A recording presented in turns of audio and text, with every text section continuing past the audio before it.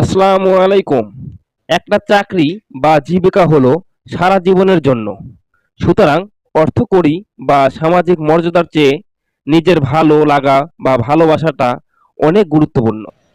পরিপূর্ণতা বা আত্মসন্তুষ্টির বিষয়টি আসলে নিজের কাছে। তাই চলুন জেনে নেই সোনার হরিণ খ্যাত সরকারি চাকরি কেন করবেন।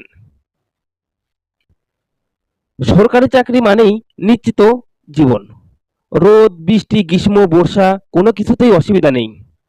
করোনায় বেসরকারি চাকরিজীবীরা যেখানে উৎকণ্ঠিত, সেখানে নিশ্চিত জীবন পার করছেন সরকারি চাকরিজীবীরা। বিষয়টি কিন্তু ভেবে দেখবেন।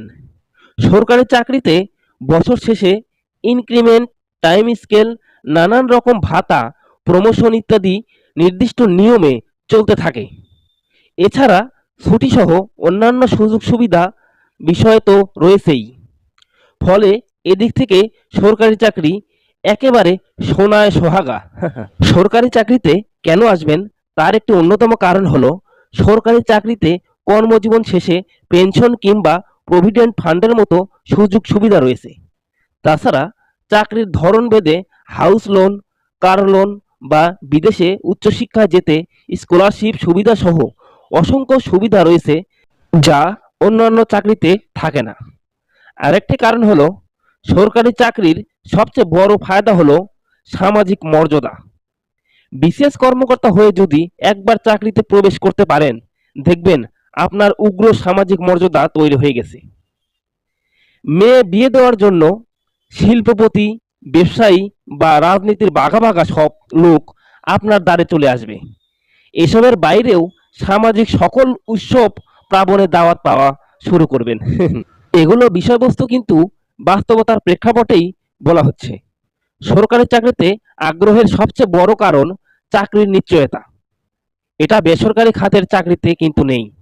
কারণ বেসরকারি খাতে সহজেই চাকরিচ্যুত করা যায়, কিন্তু সরকারি চাকরিতে সহজেই যায় না।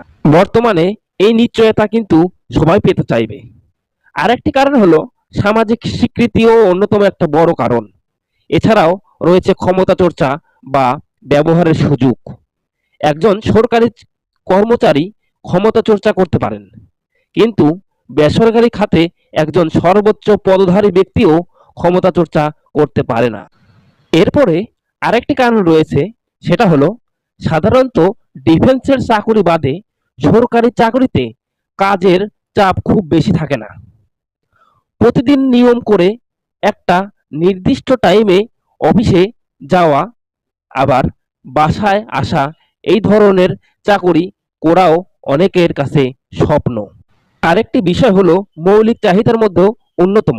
এখনকার সময়ে স্বাস্থ্য সুরক্ষা সাধারণ মানুষের জন্য একটি ব্যয়বহুল জিনিস বলা যায়, কিন্তু সরকারি চাকরিতে কর্মরত কর্মচারীদের জন্য সরকার স্বাস্থ্য সুরক্ষা দিয়ে থাকে। সরকারি বিভিন্ন হসপিটাল রয়েছে যেখানে থেকে ফ্রিতে চিকিৎসা পাওয়া যায়।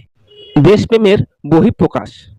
আপনি যদি দেশের জন্য কিছু করতে চান, সমাজের অবহেলিত মানুষের জন্য কিছু করতে চান, সরকারি চাকরি আপনার পছন্দের তালিকায় শীর্ষে থাকবে। কারণ বর্তমান সময়ে আপনার দুর্নীতি না করাটাই দেশের জন্য কিছু করা হিসাবে বিবেচনা করা যায়।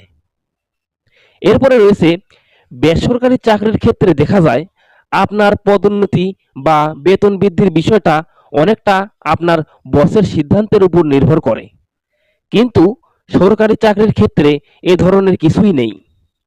আপনার যোগ্যতা থাকলে আপনার পদোন্নতি হবেই, বেতন বৃদ্ধিটাও ঠিকঠাক সময় মতো হয়ে যাবে। তাই সব দিক বিবেচনা করে সরকারি চাকরিতে আসা আপনার জন্য সঠিক সিদ্ধান্ত হবে বলে আমি মনে করি, ইনশাআল্লাহ। আসসালামু আলাইকুম, ভালো থাকবেন সবাই।